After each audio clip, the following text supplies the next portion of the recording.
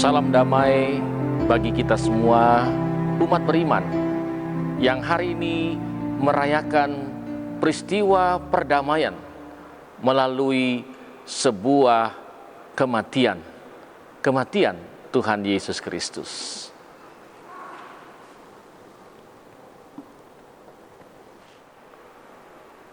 Saudara-saudaraku, di hari Jumat Agung ini kita akan membaca bagian Alkitab berdasarkan Injil Lukas pasal 23 mulai ayat 26 sampai dengan ayat 32.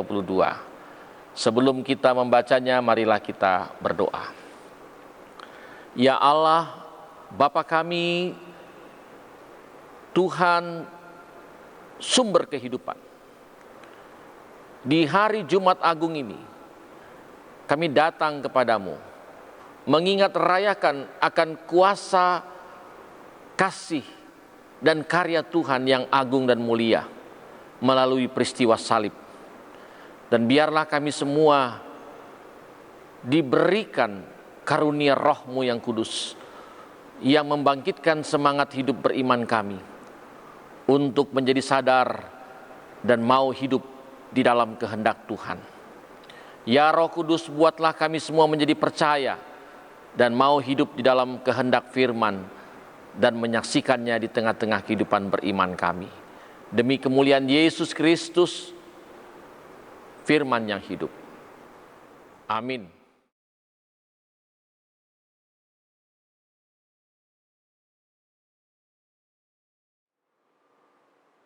Saudara-saudaraku, pembacaan Alkitab kita di hari Raya Jumat Agung ini berdasarkan Injil Lukas pasal 23 pada ayat 26 sampai dengan ayat 32. Mari kita bersama-sama mengikutinya dan dengarkanlah pernyataan kitab suci demikian. Ketika mereka membawa Yesus, mereka menahan seorang yang bernama Simon dari Kirene yang baru datang dari luar kota.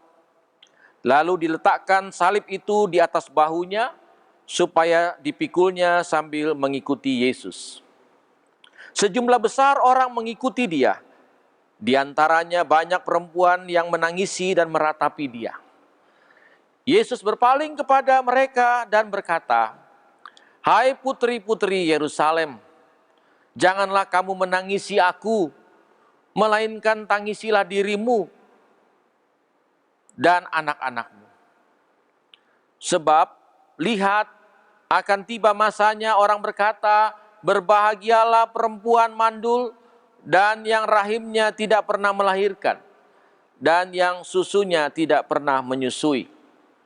Maka orang akan mulai berkata kepada gunung-gunung, runtuhlah menimpa kami, dan kepada bukit-bukit timbunilah kami. Sebab jikalau orang berbuat demikian dengan kayu hidup, apakah yang akan terjadi dengan kayu kering? Dan ada juga digiring dua orang lain, yaitu dua penjahat untuk dihukum mati bersama-sama dengan dia." Demikianlah pembacaan Alkitab kita. Terpujilah Tuhan Yesus Kristus.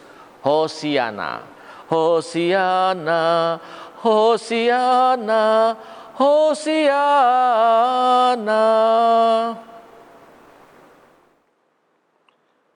Saudara-saudaraku, peristiwa kematian adalah peristiwa yang mendukakan.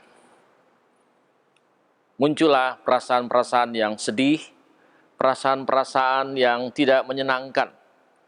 Seolah-olah mati itu identik dengan kesusahan. Tapi apakah kematian Kristus merupakan sebuah kesusahan? Terbukti bahwa kepala pasukan yang mengeksekusi penyaliban Yesus ternyata menyatakan ada peristiwa besar pada saat itu. Sungguh orang ini adalah anak Allah. Ada sebuah pernyataan pembenaran sekaligus pengakuan. Mungkin Ketika perjalanan salib itu, banyak orang yang bertanya-tanya. Tapi ketika Yesus disalib, ada bukan tanya, tapi nyata. Orang bertanya, orang menyatakan. Kepala pasukan menyatakan, sungguh orang ini adalah orang benar. Dan seorang di antara yang mendampingi Yesus dalam peristiwa salib itu juga mengatakan,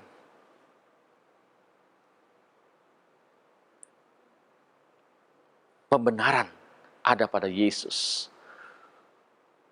Dan Yesus juga menyatakan yang sesungguhnya. Ada sebuah keagungan dan kemuliaan di dalam dan di balik peristiwa kematian Yesus. Jadi sesungguhnya peristiwa kematian Yesus itu bukanlah sesuatu yang menyedihkan atau sesuatu yang mendukakan, tapi menjadi peristiwa yang membahagiakan. Sebuah wujud pengorbanan hidup yang tidak ada taranya bandingannya.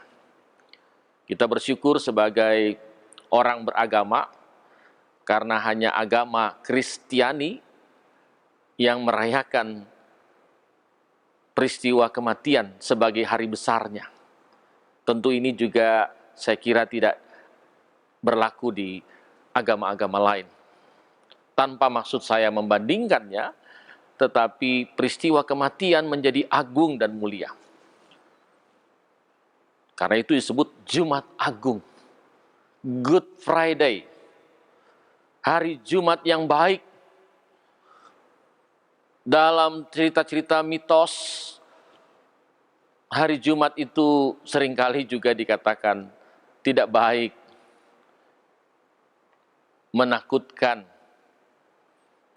Tapi dalam peristiwa Yesus, Jumat itu adalah Jumat yang mulia, Jumat yang baik, Jumat yang menjadi berkat. Saudara-saudara, bagi kita dalam kehidupan Kristiani, merayakan Jumat Agung adalah sebuah peringatan kebahagiaan, kesukacitaan.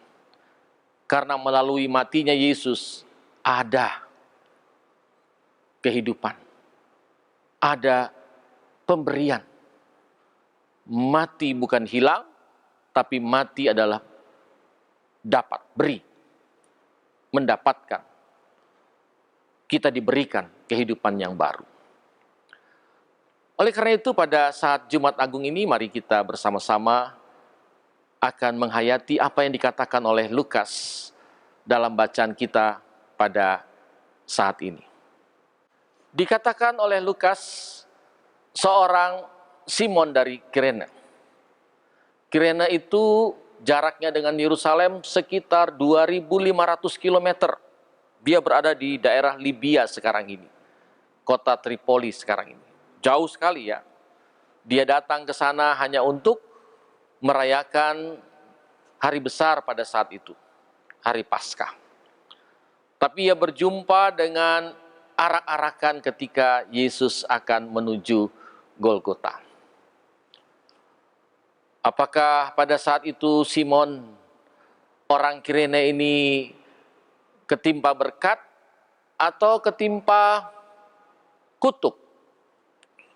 Maunya beribadah, malah jadi susah. Maunya datang menyembah Tuhan, tapi pada saat itu ia merasa bahwa ia terpenjarakan, mengalami peristiwa ketidakadilan. Apakah ini sebuah kebetulan atau dalam rencana Allah? Tapi kita tahu bersama bahwa rencana Allah itu adalah bukan rencana kecelakaan. Jadi Simon pada saat itu bukan mengalami kecelakaan atau musibah, tapi ia adalah pilihan Allah. Oleh karena itu, menjadi orang pilihan Allah harus juga siap untuk mengalami segala keadaan. Kalau ia merasa diri sebagai orang yang dipilih Allah, dan kemudian jalannya tidak seperti yang diinginkannya, ia tetap harus melakukan apa yang diyakininya. Jadi Simon meyakini, mungkin hatinya menolak, tapi pada saat itu perjumpaannya dengan Yesus menjadikan ia juga berserah. Ia memikul salib Yesus tanpa sebuah obsesi bahwa dia mau mengambil acting pada saat itu. Tidak tersebut oleh Lukas. Karena tidak ada berita lain sesudah itu apakah Simon menjadi orang yang besar. Tapi cerita Simon memikul salib Yesus pada saat itu menjadi cerita sepanjang masa bahwa seorang Simon dalam ketulusannya mau datang kepada Tuhan. Tapi ketika ia datang, dia menerima pikulan salib pada saat itu. Yang ternyata ketika ia jalani menjadi sebuah kebahagiaan dalam kehidupannya. Kita mendengar cerita bahwa istrinya dan kedua anaknya Alexander dan Rufus juga menjadi pelayan-pelayan yang bersama dengan Paulus. Sudah barang tentu keluarga Simon ini menjadi keluarga yang begitu mulia. Karena apa? Karena menyatu dengan peristiwa penyaliban Yesus. Saudara-saudaraku, belajar dari Simon dari Kirene. Salib adalah peristiwa pemberian hidup. Mau memikul salib berarti mau mengalami kehidupan. Pikul salib bukanlah berarti menjadi duka. Simon menyaksikan memikul salib. Ia mengalami kuasa, kebesaran, kemuliaan dalam hidupnya.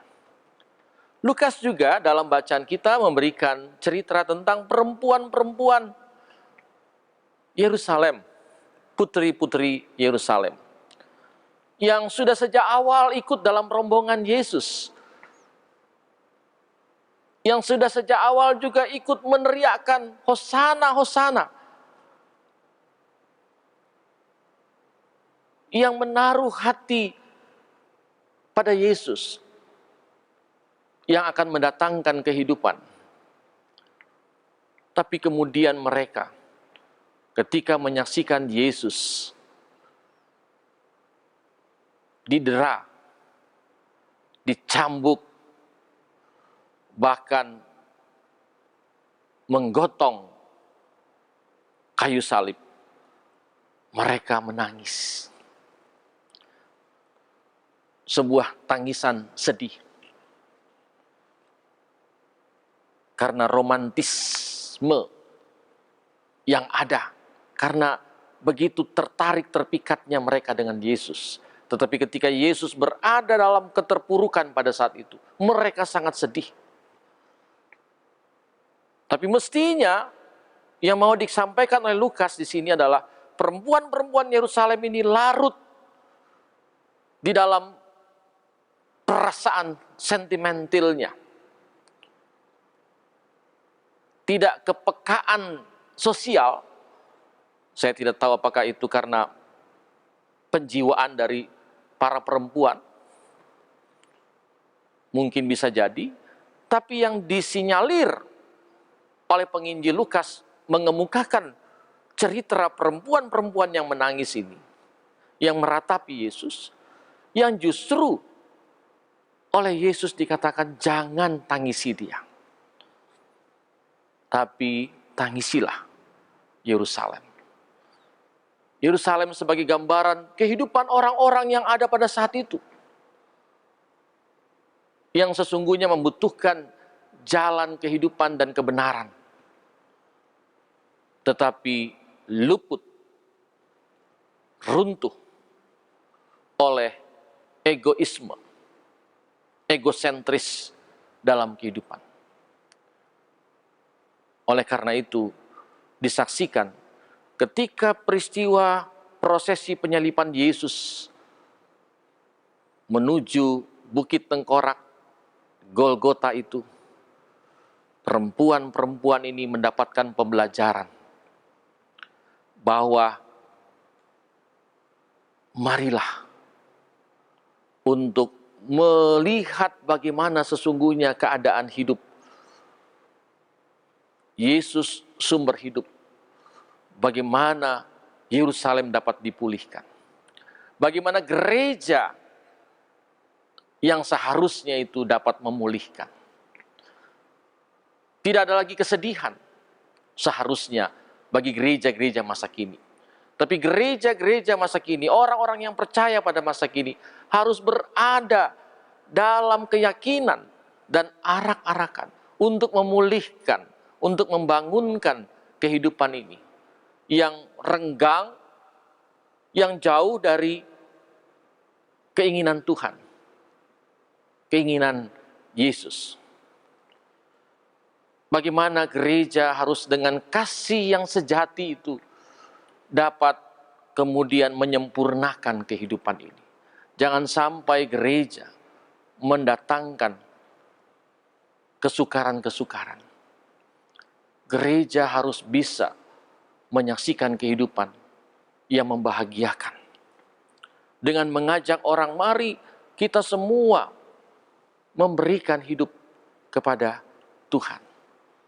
Bukan meratapi, tapi pada masa Prapaskah ada ajakan untuk meratap, bukan meratapi kesukaran Yesus, tapi meratapi bagaimana kita, supaya kita ini tetap terus ada dalam kebangkitan. Marilah kita dapat menjadi umat kebangkitan. Marilah kita dapat menjadi umat yang berpengharapan.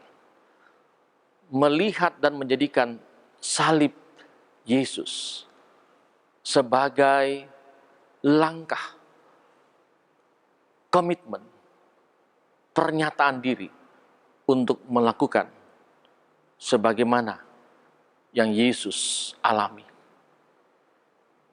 Ada sebuah pengorbanan hidup, dan itu sesungguhnya mendatangkan hidup. Kematian yang menghidupkan, kematian yang mendatangkan kehidupan.